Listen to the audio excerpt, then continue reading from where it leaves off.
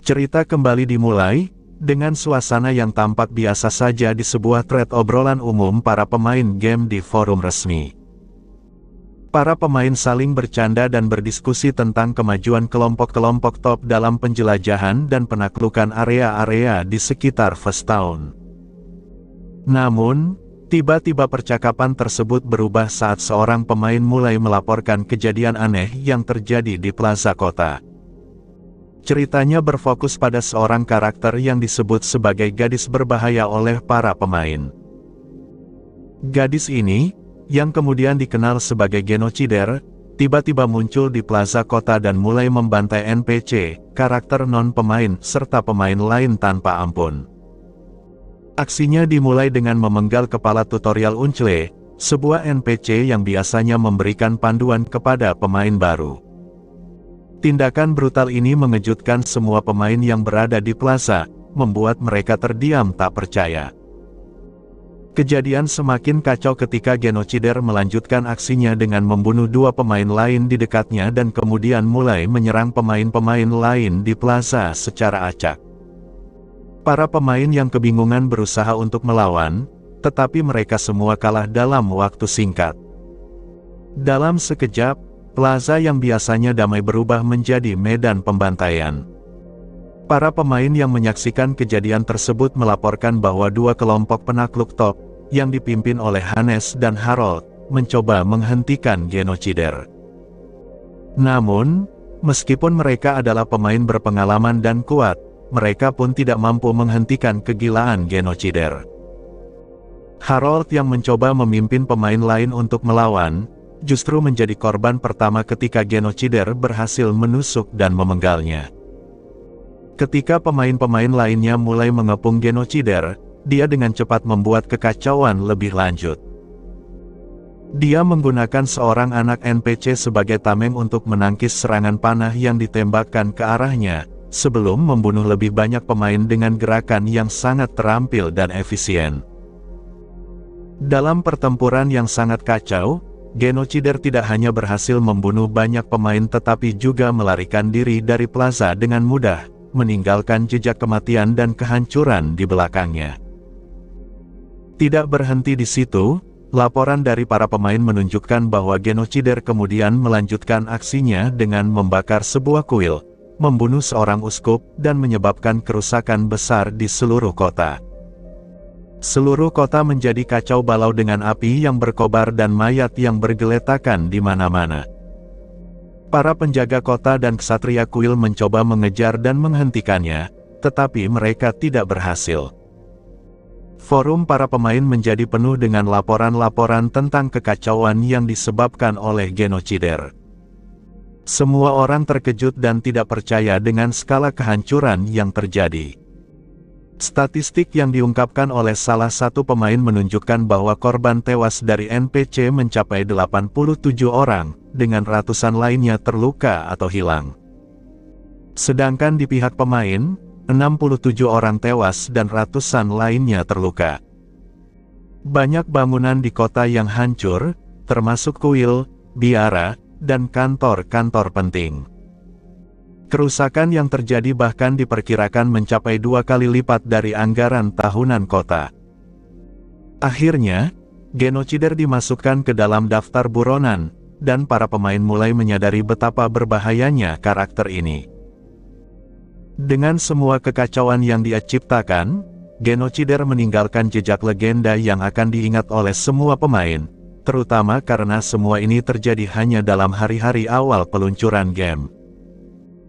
Para pemain mengakui bahwa dia telah menciptakan legenda yang terlalu besar dari hari pertama, menjadikan nama genocider sebagai simbol kekacauan dan kehancuran di dunia genosida online.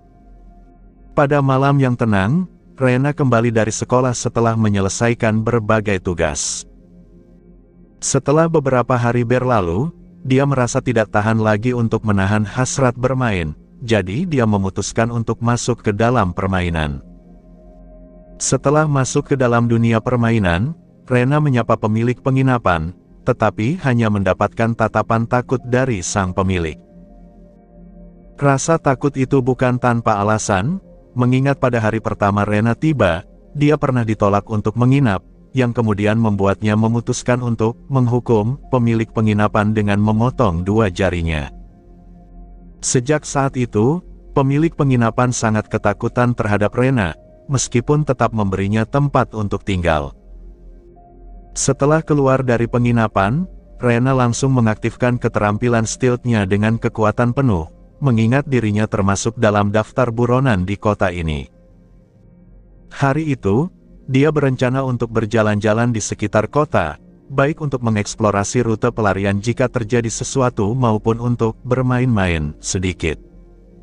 Kota yang dilihatnya seperti kota dari Eropa Timur pada zaman modern awal.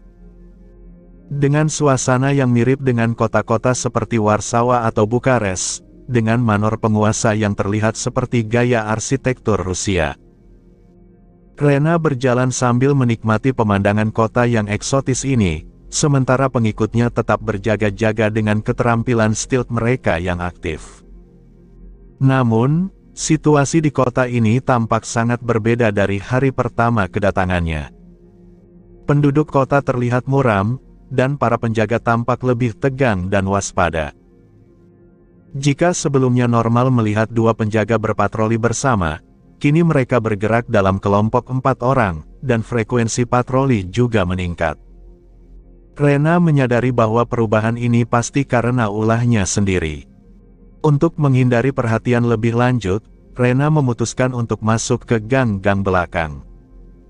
Dia memutuskan untuk menghafal dan mencatat peta arah di dalam gang, karena tidak ada salahnya bersiap-siap.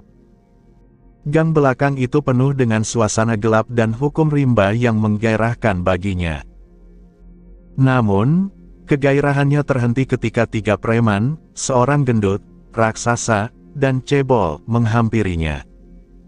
Mereka mencoba mengajak Rena berbicara dengan nada menggoda dan mengintimidasi. Namun, tanpa banyak basa-basi, Rena memutuskan untuk mengubah rencananya hari itu. Dia langsung memenggal kepala si gendut dan memotong kaki 2 preman lainnya agar mereka tidak bisa kabur. Dengan cepat, Rena menangkap si raksasa dan membantingnya ke dinding. Preman itu berteriak kesakitan, tapi Rena hanya memandanginya dengan dingin dan memintanya untuk diam. Dengan suara patah yang mengerikan, Rena mematahkan rahangnya dan memasangnya kembali, membuat preman itu terdiam. Rena mulai menginterogasi si raksasa, menanyakan apakah ada perubahan yang terjadi di kota ini baru-baru ini.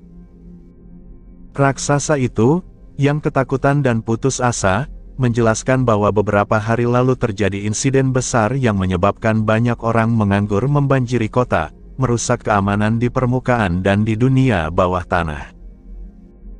Rena juga mengetahui bahwa keluarga Yagan, sebuah organisasi baru yang sedang naik daun, mulai memperluas kekuasaan mereka dengan merekrut orang luar dan mulai menyerang keluarga Moonlight yang menguasai daerah tersebut.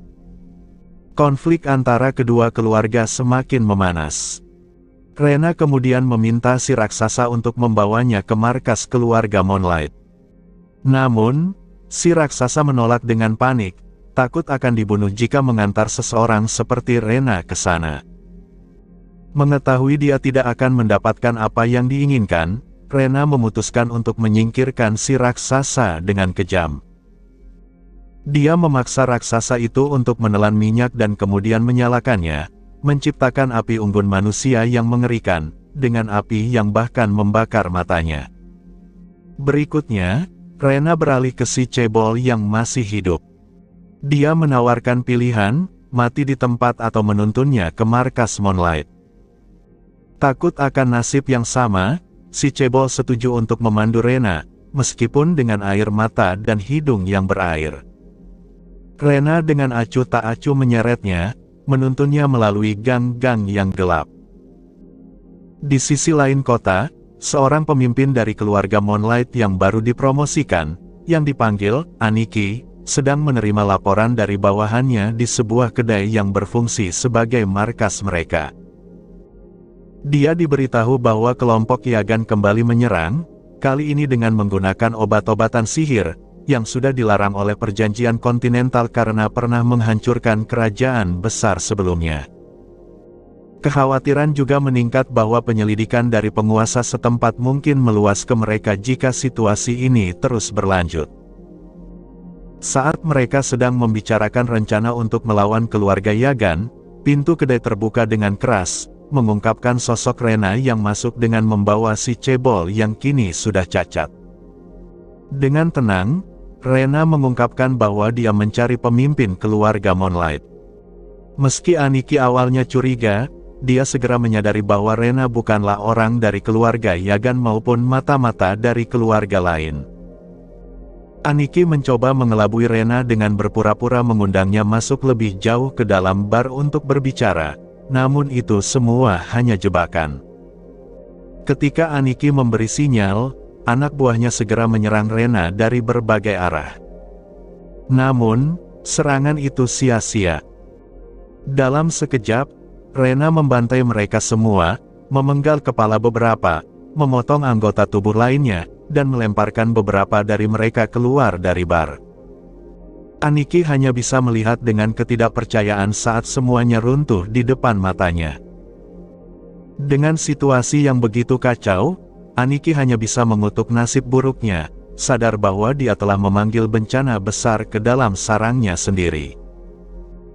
Di sebuah ruangan tersembunyi yang dipenuhi dengan suasana yang tegang, Rena berdiri dengan angkuh di hadapan seorang pria yang dikenal sebagai Aniki, pemimpin sebuah kelompok kriminal yang berpengaruh di kota tersebut. Sebelumnya, Rena telah berhasil mengalahkan salah satu anak buah Aniki, dan sekarang, dia sedang berhadapan langsung dengan sang pemimpin. Setelah Rena berhasil menakut-nakuti Aniki dengan menunjukkan kekuatannya, Aniki akhirnya memutuskan untuk mendengarkan apa yang ingin Rena sampaikan. Rena, dengan sikap santainya, menanyakan kepada Aniki apakah dia akan mendengarkannya dengan patuh kali ini.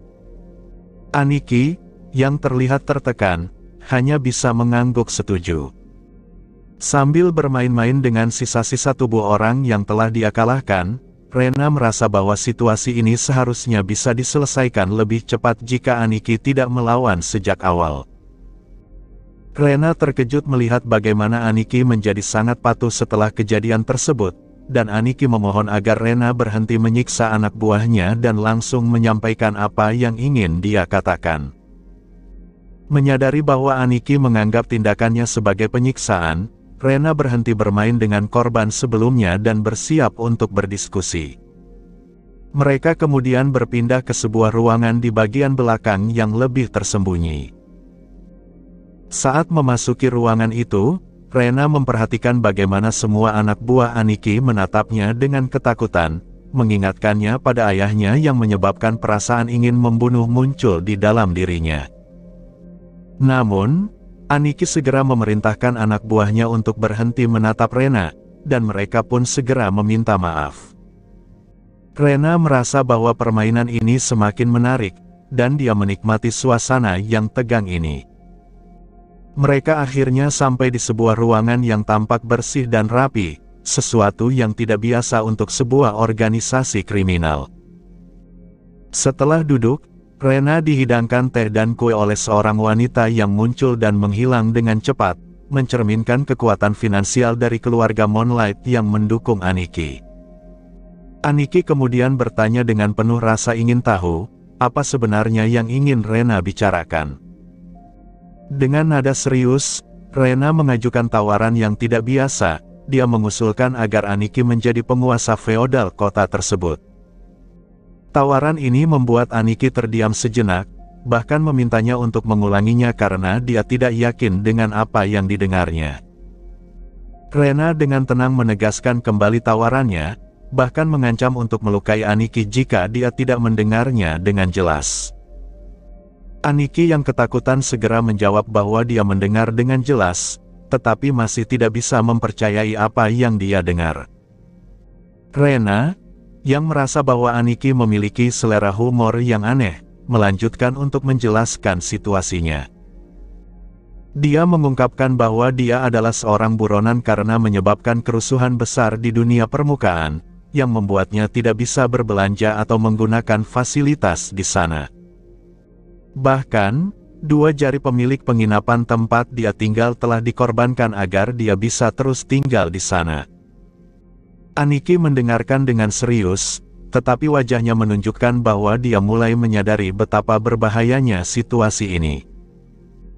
Rena kemudian menjelaskan bahwa dia ingin menjadikan Aniki sebagai boneka penguasa kota untuk kepentingannya sendiri, sehingga dia bisa mengendalikan situasi di kota dengan lebih mudah. Meskipun Aniki merasa tertekan dengan tawaran tersebut, dia menyadari bahwa dia tidak memiliki pilihan lain selain meminta waktu untuk memikirkannya. Rena memberikan waktu 1 minggu sebagai tenggat waktu, dan Aniki dengan enggan menyetujuinya. Namun, Rena tidak berhenti di situ. Dia juga meminta persediaan peralatan dan bahan obat-obatan yang baik, yang Aniki setujui dengan cepat, mengizinkannya untuk mengambil apa saja dari gudang bawah tanah. Rena merasa sangat puas dengan kesepakatan ini dan segera pergi untuk mengambil apa yang dia inginkan. Namun, sebelum dia pergi, Aniki bertanya apa yang akan dia lakukan selama menunggu keputusan Aniki. Dengan nada santai, Rena menjawab bahwa dia mungkin akan menghancurkan keluarga Yagan sebagai pembayaran awal. Aniki yang semakin tertekan mencoba menjelaskan bahwa dia belum memutuskan untuk bekerja sama, tetapi Rena yang kecewa dengan jawaban tersebut segera mengancamnya kembali dengan mengatakan bahwa dia mungkin harus mencari orang lain setelah Aniki. Aniki, yang merasa bahwa hidupnya berada di ujung tanduk, dengan cepat berjanji bahwa dia akan membicarakan hal ini dengan para pemimpin lainnya dan akan memastikan untuk bekerja sama dengan Rena. Setelah itu, Rena meninggalkan ruangan dan menuju ke gudang bawah tanah. Di sana, dia mengambil semua barang yang ada, bahkan sampai ke detail terkecil seperti bola lampu dan tempat lilin. Aniki yang ditinggalkan hanya bisa pingsan karena stres yang luar biasa setelah mendengar laporan bahwa Rena benar-benar mengambil semuanya tanpa sisa. Setelah Rena pergi, salah satu anak buah Aniki bertanya apakah semua ini baik-baik saja. Aniki yang kelelahan hanya bisa merespon bahwa mereka tidak punya pilihan lain jika tidak ingin mati. Mereka kemudian berdiskusi tentang bagaimana mereka akan menyampaikan situasi ini kepada bos dan para pemimpin lainnya. Setelah itu, anak buah Aniki yang mengantar Rena kembali dan melaporkan bahwa Rena tampak sangat senang dan terus bersenandung sepanjang jalan. Aniki yang mendengarkan hanya bisa berharap dia bisa memiliki ketenangan seperti Rena, meskipun kenyataannya dia merasa sangat stres dengan seluruh situasi ini. Di akhir, Aniki memerintahkan anak buahnya untuk memastikan apa yang telah diambil oleh Rena dari gudang. Ketika dia mendengar bahwa Rena telah mengambil semuanya, tanpa sisa, Aniki akhirnya pingsan karena tekanan yang terlalu besar. Dia hanya bisa berharap agar semua ini segera berakhir. Rena, seorang pemain dalam game Genocide Online, telah mengasah kemampuannya dalam seni pengobatan selama 2 hari terakhir. Dia merasa sudah waktunya untuk menepati janjinya menghancurkan keluarga Yagan, sebuah organisasi kriminal yang kuat. Sebelum pergi, Rena menyapa penjaga toko yang malang, seorang pria yang kini tak lagi memiliki gigi depan karena satu insiden di mana dia gagal membalas sapaan Rena. Dengan senyum dingin, Rena meninggalkan toko dan menuju markas besar keluarga Yagan di gang belakang kota. Setibanya di sana, Rena hampir bertabrakan dengan seorang pria, yang kemudian memperingatkannya bahwa area di depan adalah wilayah terlarang. Namun, pria tersebut mencoba memanfaatkan situasi dengan mengajukan permintaan tak senonoh. Merasa kesal, Rena langsung menyerang pria itu dengan kekejaman tanpa ampun. Dia memotong lengan dan kaki pria tersebut, kemudian menyumpalkan bola peledak ke dalam mulutnya, menjadikannya semacam boneka dari rumah hidup. Setelah itu, dia melemparkan tubuh pria itu ke arah markas keluarga Yagan, menciptakan ledakan yang menghancurkan jendela markas dan membuat kekacauan di dalamnya. Memanfaatkan kekacauan tersebut, Rena dengan cepat menembus pertahanan markas. Dua penjaga gerbang dipenggal tanpa banyak usaha, dan pintu gerbang pun hancur oleh bola peledak yang dilemparkan Rena. Dia memasuki aula utama, tempat sebuah tangga besar menuntunnya ke lantai atas. Musuh-musuh mulai bermunculan dari segala arah, tapi Rena tetap tak tergoyahkan. Dia membunuh musuh-musuhnya dengan kecepatan dan ketepatan yang luar biasa, menggunakan berbagai senjata yang diambil dari tangan lawannya. Dalam waktu singkat, mayat-mayat berserakan di seluruh aula. Rena menunjukkan keahliannya dalam pertarungan, menghindari serangan tombak, mengatasi panah yang ditembakkan dari lantai atas, dan menaklukkan para musuh dengan gerakan-gerakan yang mematikan. Bahkan, dia menggunakan tubuh lawannya sebagai perisai dan senjata, menghancurkan musuh-musuhnya dengan brutal. Di antara kekacauan itu, ada satu momen ketika Rena menggunakan tubuh seorang pria besar yang sudah mati sebagai pelindung dari panah, sebelum akhirnya melemparkan tubuh itu ke arah pemanah lainnya, mengakhiri hidup mereka dengan kejam. Para musuh mulai panik dan berusaha melarikan diri, namun Rena tidak memberi mereka kesempatan. Dia menggunakan kombinasi sihir cahaya, bayangan, dan angin untuk menutup jalan keluar mereka, sebelum menghabisi mereka satu persatu. Setelah beberapa menit berlalu, aula utama markas besar keluarga Yagan berubah menjadi lautan darah dan daging yang hancur, bukti nyata kekejaman dan kekuatan Rena. Dengan semua musuh di aula utama tewas, Rena merasa tugasnya di tempat itu hampir selesai. Dia melangkah keluar dari aula, menuju kamar tempat pemimpin keluarga Yagan berada, siap untuk mengakhiri misi pembantaiannya. Rena berdiri di tengah ruangan besar, tubuhnya sedikit tertutup oleh bayangan malam yang merambat melalui jendela yang hancur. Dalam keheningan yang mencekam, bau anyir darah memenuhi udara, bercampur dengan sisa-sisa kepulan asap dari ledakan yang baru saja terjadi. Sisa-sisa bangunan markas keluarga Yagan berserakan di sekelilingnya, dan tubuh-tubuh yang tak bernyawa menjadi saksi bisu dari kekejaman yang baru saja ditunjukkan oleh Rena. Yagan, pemimpin keluarga Yagan, berlari tergesa-gesa di sepanjang koridor gelap markasnya. Keringat dingin mengalir di pelipisnya, sementara pikirannya berkecamuk dengan berbagai skenario buruk. Dia tahu bahwa rencana besar mereka untuk mengambil alih wilayah keluarga Moonlight kini berantakan. Dengan tangan gemetar, dia meraih buku catatan rahasia dan beberapa dokumen penting dari sebuah laci tersembunyi, berharap bisa melarikan diri sebelum nasib buruk menimpanya. Namun, saat Yagan berbalik untuk melarikan diri, dia terhenti oleh pemandangan yang tak terduga. Tepat di hadapannya, seorang wanita berdiri dengan anggun, memegang kepala tangan kanan Yagan yang tadi mendampinginya. Wanita itu, Rena, memandangnya dengan tatapan dingin yang mematikan, senyuman tipis tersungging di bibirnya. "Kemana kau akan pergi?" tanya Rena dengan suara lembut, namun syarat dengan ancaman yang tak tersembunyi. Yagan mundur selangkah, wajahnya memucat saat kesadaran akan kematiannya yang semakin mendekat mulai menyusup ke dalam benaknya. Di tengah ketegangan itu, suara notifikasi dalam pikiran Rena bergema, memberitahukan peningkatan level dan kemampuan yang baru saja ia capai. Karmanya jatuh drastis, tetapi itu bukanlah hal yang mengganggunya. Sebaliknya, dia merasa puas, terutama setelah memperoleh gelar baru, Rache Killer, yang menandakan pencapaiannya dalam memusnahkan seluruh keluarga Yagan. Rena menatap Yagan dengan tajam sebelum akhirnya, dengan satu gerakan cepat dan presisi, ia menghabisi nyawa pria itu. Tubuh Yagan jatuh ke lantai dengan suara berdebum, dan Rena membiarkan kepala pria itu terguling di lantai sebelum ia mengalihkan perhatiannya kepada anak buahnya yang setia.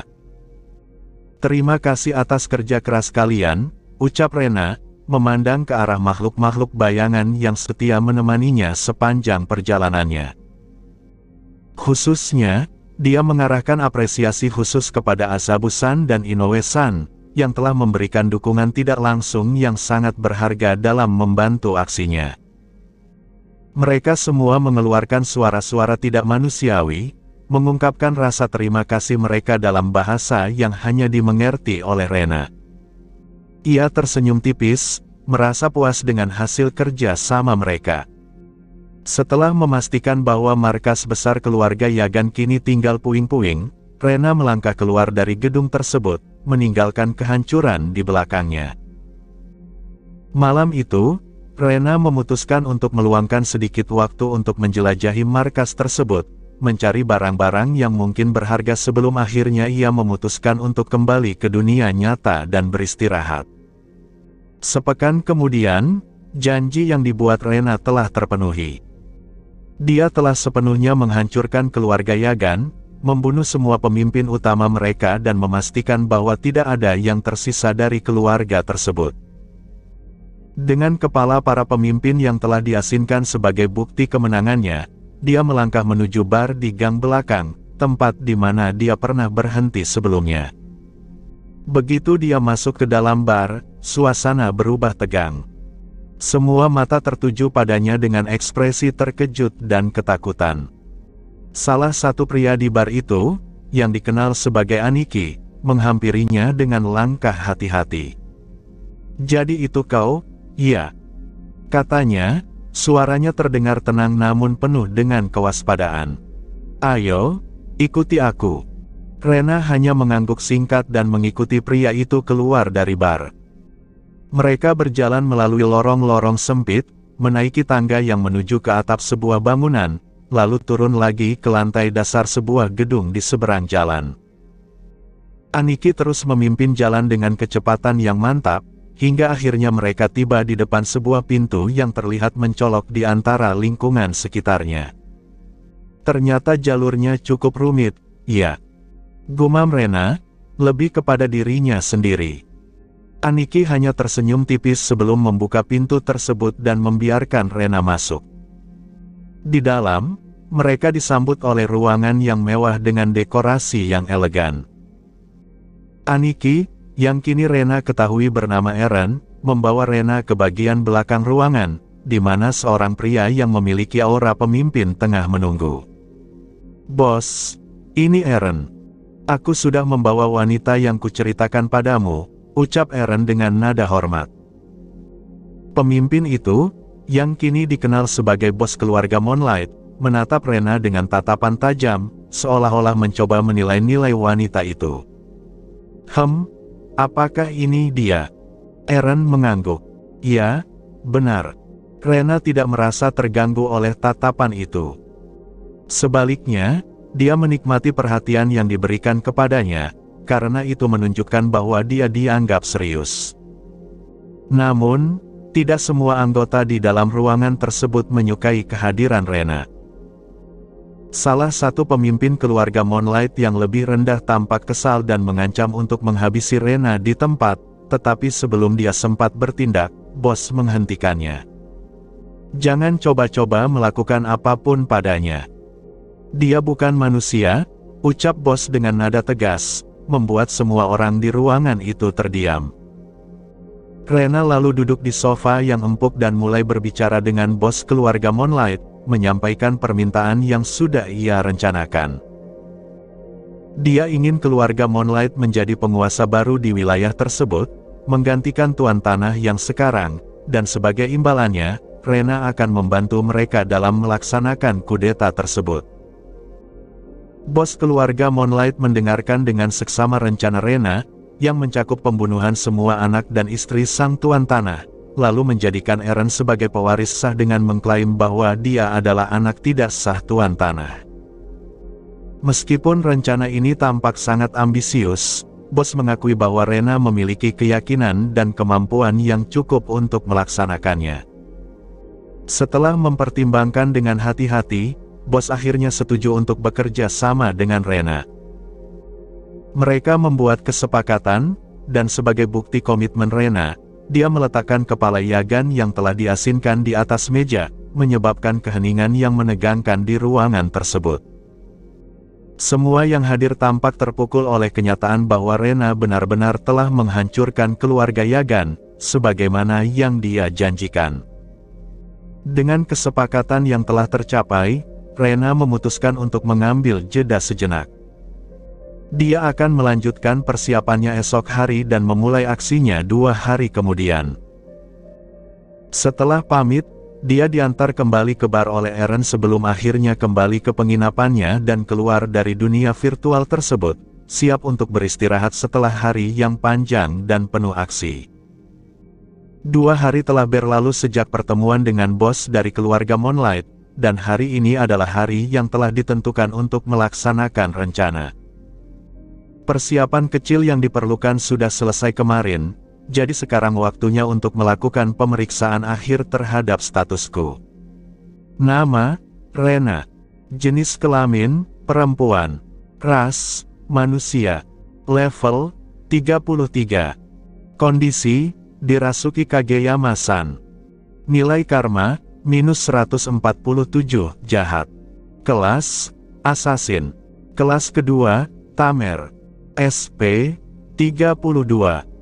Dengan keterampilan dan peralatan yang telah dioptimalkan, Rena merasa siap untuk melanjutkan misinya. Dia telah berevolusi dalam berbagai kemampuan dan mendapatkan perlengkapan baru dari keluarga Yagan sebagai hasil rampasan perang serta dari keluarga Moonlight sebagai hadiah. Semua ramuan juga telah dipersiapkan dengan matang, menunjukkan bahwa semuanya sudah dalam kondisi siap. Rena berkata, "Haruskah kita mulai?" Mendengar kata-kata Rena, para entitas yang bersemayam dalam peralatannya merespons dengan semangat. Mereka semua tampak siap untuk bertindak, sehingga Rena merasa yakin untuk segera berangkat. Di tempat lain, seorang feudal lord tuan feodal tampak gelisah. Sudah lebih dari setengah bulan berlalu sejak kejadian yang meresahkan itu. Tepat sehari setelah gelombang besar migran datang, seperti yang diramalkan oleh para oracle, sebuah tragedi besar terjadi. Dia hanya bisa menghela napas panjang. Seorang bawahannya, yang peduli dengan kondisi tuannya, menyarankan agar dia beristirahat sejenak, namun feudal lord merasa tidak pantas melakukannya. Sebagai pemimpin, dia merasa harus menunjukkan keteguhan hati, meskipun di dalam hatinya dia merasakan kecemasan yang mendalam. Feudal Lord bertanya, "Bagaimana dengan pencarian pelakunya, Kapten Ksatria?" Kapten Ksatria membalas, "Kami telah melakukan segala upaya, namun sejauh ini kami hanya mengetahui bahwa pelakunya adalah seorang wanita berambut hitam." Feudal Lord berkata lagi, "Aku sudah mengetahui hal itu, dan dia juga membunuh Uskup Kronos. Kuil telah memberikan tekanan yang sangat besar padaku terkait hal ini." Feudal Lord mengenang kebaikan Uskup Kronos, seorang pria yang tak hanya dikenal karena karakternya yang mulia, tetapi juga karena pengetahuannya yang luas. Kronos, yang pernah menjabat sebagai kardinal, memilih untuk melayani di wilayah terpencil ini sebagai uskup demi menyelamatkan banyak jiwa.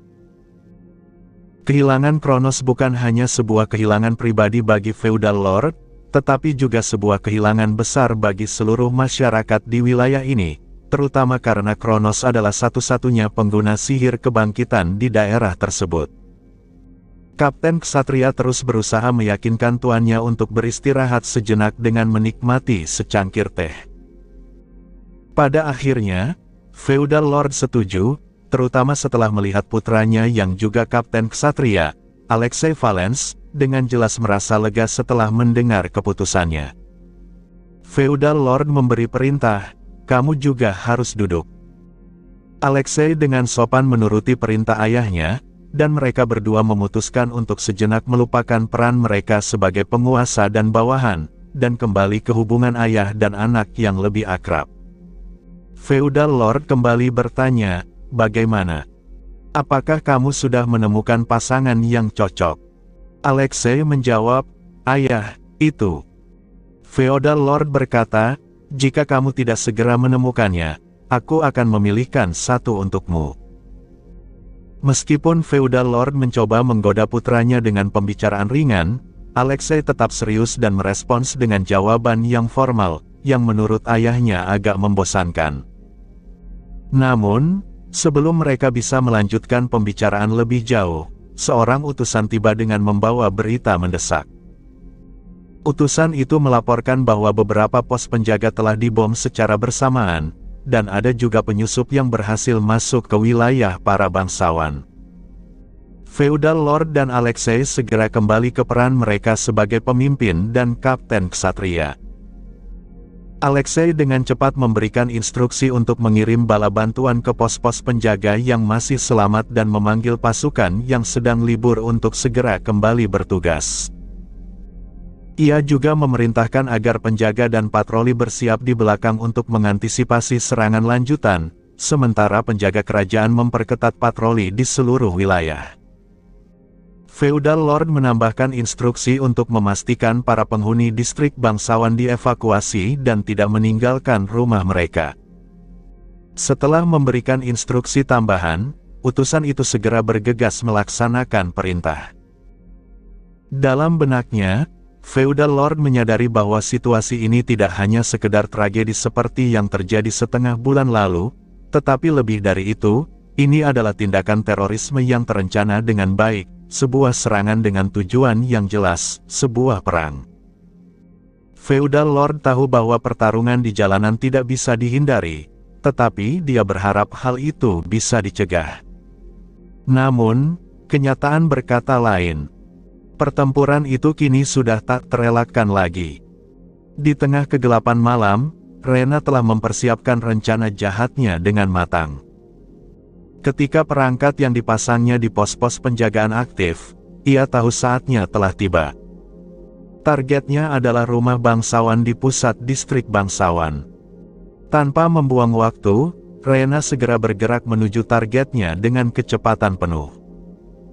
Saat mendekati gerbang yang memisahkan distrik bangsawan dengan area pusat kota, seorang penjaga yang berdiri di sana mencoba menghentikannya. Namun, tanpa ragu, Rena melemparkan sepotong kaca ke arah penjaga tersebut. Kaca itu menembus tenggorokannya, mengakhiri nyawanya seketika. Tak cukup dengan itu, Rena kemudian melemparkan sebuah bola peledak level 4 ke gerbang tersebut dengan kekuatan penuh. Ledakan besar terjadi, menghancurkan tidak hanya gerbang tetapi juga area sekitarnya. Rena tersenyum puas, meskipun merasa sedikit terlalu berlebihan dalam penggunaan bubuk mesiu. Dengan nada main-main, ia berbisik pada dirinya sendiri, Tehepero, seolah mengolok-olok tindakannya yang destruktif. Di sisi lain kota, Hannes dan timnya masih merasakan kekecewaan mendalam. Mereka tidak bisa menerima bahwa Dungeon pertama kali ditaklukkan oleh Rena dan para pelayannya, sebuah nama yang menurut mereka sangat konyol. Hannes masih merasakan amarah yang membara karena mereka sebelumnya dibunuh oleh seseorang yang tak dikenal, yang ternyata adalah Rena. Rine, salah satu anggota tim Hannes, mencoba mengingatkan Hannes bahwa peristiwa itu sudah terjadi setengah bulan yang lalu. Namun, Hannes masih belum bisa move on dari kejadian tersebut. Mereka merasa dipermalukan oleh Rena yang berhasil menaklukkan Dungeon yang seharusnya menjadi milik mereka. Saat mereka berbicara, tiba-tiba terdengar ledakan besar yang mengejutkan seluruh tim. Para penjaga NPC tampak panik dan berlarian ke segala arah, mencoba mencari tahu apa yang sedang terjadi. Hannes segera menyadari bahwa ledakan itu berasal dari distrik bangsawan, dan tanpa ragu, ia tahu siapa yang menjadi dalang di balik semua ini. Kembali ke Rena, ia telah membantai puluhan tentara yang mencoba menghalangi jalannya. Tanpa ampun, ia menghabisi mereka satu persatu, meninggalkan jejak mayat di sekelilingnya. Beberapa penjaga yang tersisa mulai menyadari siapa sebenarnya gadis ini, dan ketakutan mulai merayap di wajah mereka. Rena, dengan sikap yang dingin, mengomentari kualitas otot dan serat tubuh para tentara tersebut. Ia merasa kagum dengan betapa realistisnya dunia dalam game ini, di mana bahkan detail kecil seperti otot dan senjata bisa digunakan dalam pertempuran. Namun, di tengah kesibukan menciptakan bom manusia dari mayat-mayat tentara, Rena diserang oleh salah satu penjaga yang marah. Dengan cepat, Rena melemparkan bom manusia yang baru selesai dibuat, menyebabkan ledakan besar yang menewaskan beberapa penjaga sekaligus. Saat Rena berusaha melanjutkan misinya, tiba-tiba beberapa pemain lain muncul dan mulai menyerangnya. Azabusan, salah satu rekannya, segera menggunakan sihir untuk melindungi Rena dari serangan tersebut. Rena merasa seolah-olah ia mengenali para pemain ini, namun ia tidak dapat mengingat di mana ia pernah bertemu dengan mereka. Pertarungan antara Rena dan tim Hannes berlangsung sengit.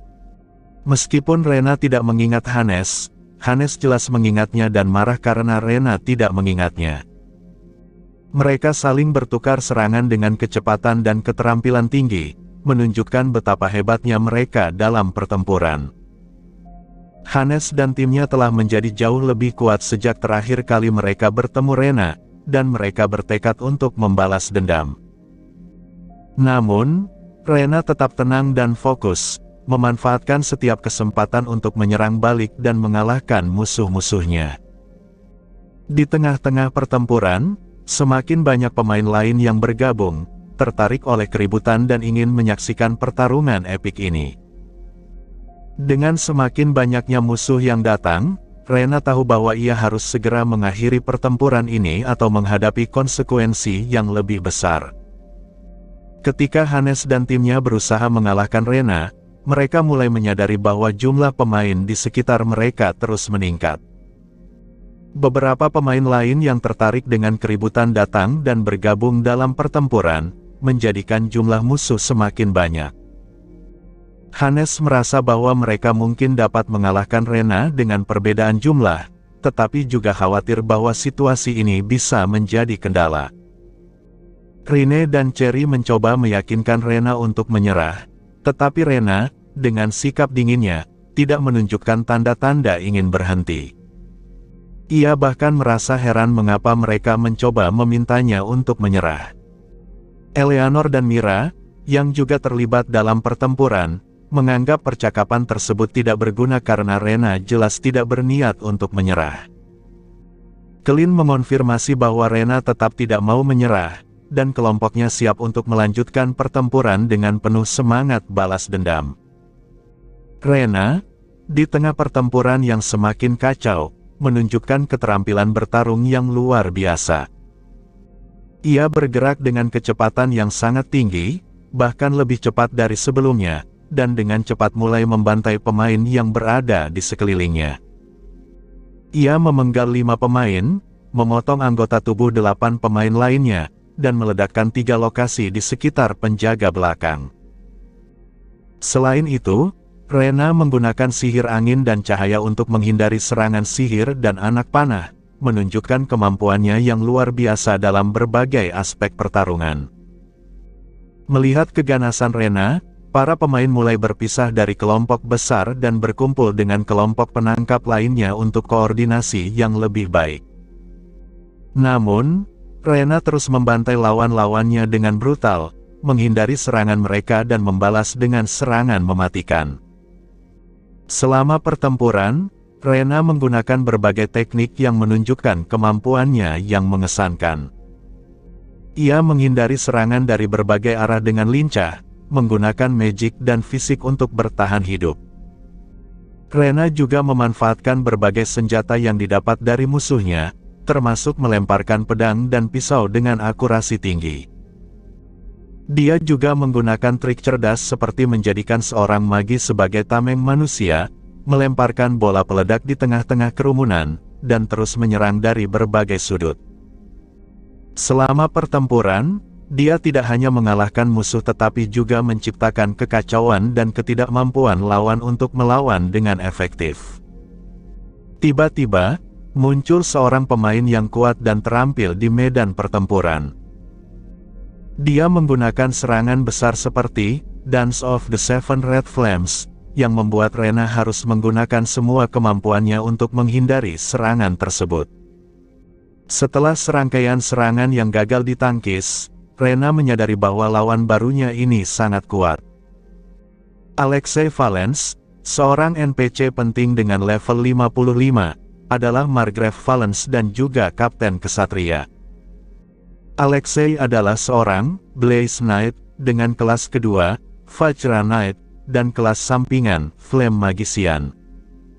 Dengan nilai karma, Virtue, Alexei adalah seorang lawan yang sangat tangguh dan mengesankan. Rena mulai merasa tertekan oleh kekuatan Alexei, yang menunjukkan betapa seriusnya situasi ini. Sementara Alexei menunjukkan keterampilan dan kekuatan yang luar biasa, Rena harus merencanakan langkah berikutnya dengan hati-hati. Cerita kembali dilanjutkan, dengan Alexei Valens yang akhirnya merasakan sedikit ketenangan setelah terus-menerus menerima laporan dari bawahannya.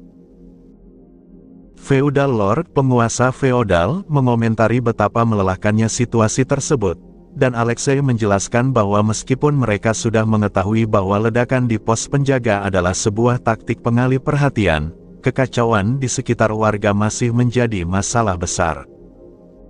Beberapa ledakan simultan telah terjadi di berbagai tempat, memperburuk situasi setelah kebakaran besar yang baru saja terjadi dan merusak banyak bangunan. Feudal Lord menyatakan bahwa mereka harus menganggap bahwa penyerang memang bertujuan untuk mengalihkan perhatian, dan Alexei setuju dengan pernyataan tersebut. Penyerang telah menghancurkan gerbang yang memisahkan distrik bangsawan dari area pusat kota dan menyerbu masuk. Laporan menunjukkan bahwa tidak ada pertempuran dengan penjaga, yang menandakan bahwa mereka telah berhasil menciptakan kekacauan dan membagi kekuatan militer. Alexei melaporkan bahwa situasi perang tidak dalam keadaan yang menguntungkan. Tentara yang mereka kirim hampir punah, dan meskipun awalnya ia meragukan laporan tersebut karena merasa tentara di distrik bangsawan lebih kuat dibandingkan yang ada di pusat kota, kenyataannya menunjukkan bahwa mereka hampir musnah begitu saja. Feudal Lord bertanya apakah Alexei tidak akan turun tangan, namun Alexei merasa tidak perlu khawatir karena mereka telah meminta bantuan dari para petualang melalui guild. Selain itu, tampaknya para pendatang juga bergerak menuju garis depan secara sukarela. Saat Alexei menerima laporan bahwa front gabungan dari tentara, petualang, dan pendatang hampir runtuh, ia merasa terpaksa untuk meninggalkan ayahnya dan bergabung dalam pertempuran. Keputusannya untuk terjun langsung ke medan perang menunjukkan betapa seriusnya situasi ini. Sesampainya di lokasi pertempuran, Alexei disambut oleh pemandangan yang mengerikan, kota yang dipenuhi dengan mayat di mana-mana. Rena, wanita yang menjadi lawan utama Alexei, terlihat di depan Alexei dengan ekspresi mengejutkan.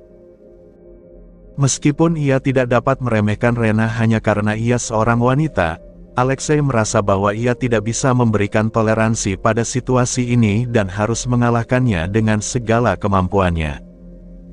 Rena mengidentifikasi Alexei sebagai putra penguasa feodal dan menyatakan niatnya untuk membunuhnya tanpa ragu. Alexei, yang terkejut oleh kecepatan dan keterampilan Rena, mencoba untuk melawan tetapi harus menghadapi serangan-serangan cepat dan mematikan yang dilancarkan oleh Rena. Alexei menghadapi Rena dengan kesulitan. Rena sangat lincah dan mampu menghindari serangan-serangan Alexei sambil membalas dengan serangan yang mengancam bagian vital tubuhnya.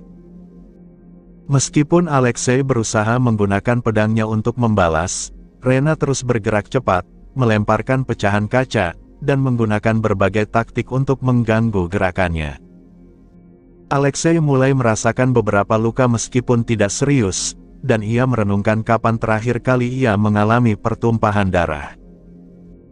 Menyadari bahwa Rena adalah lawan yang sangat kuat dan pertempuran ini semakin sulit, Alexei memutuskan untuk menggunakan kekuatan penuh yang biasanya tidak dia gunakan di kota. Dia mengaktifkan beberapa kemampuan khususnya, termasuk Body Strengthening, Explosive Lion, untuk meningkatkan kekuatan dan kecepatan, serta raksasa Kongou untuk meningkatkan vitalitas dan maksimum HP. Alexei juga menggunakan High Enchant, Glory Prominence, untuk menambahkan atribut api pada serangannya dan 2 pot untuk meningkatkan kekuatan dan vitalitasnya secara besar-besaran sambil mengorbankan sedikit HP setiap detik. Ketika Alexei mengaktifkan kekuatan penuhnya, seluruh tubuhnya memancarkan api biru putih dan wajahnya menunjukkan kemarahan yang mirip dengan iblis, sementara pavement di sekelilingnya mulai meleleh karena panasnya. Dengan status yang sangat mengesankan, Alexei terlihat siap untuk menghadapi Rena dengan seluruh kekuatan yang dimilikinya.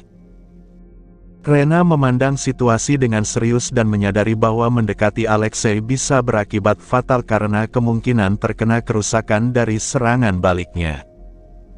Dia memutuskan untuk menunggu dan memanfaatkan batas waktu kekuatan Super Alexei, yang hanya bertahan selama 30 detik.